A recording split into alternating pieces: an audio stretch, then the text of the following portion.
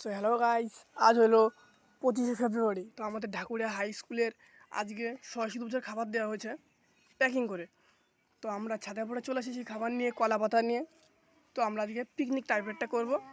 তো দেখা যাক আমাদের প্যাকিংয়ে কী কী দেওয়া হয়েছে। জলদি বের কর ভাই, তোরটা খোল। দেখা যাক খাবারে কী কী দেওয়া হয়েছে।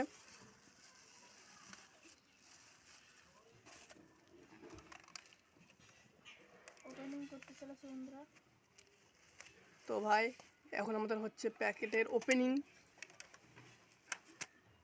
চলো খোলা যাক। আপনারা দেখতেই পাচ্ছেন বন্ধুরা, এখানে রাইস আর আলুর দম রয়েছে।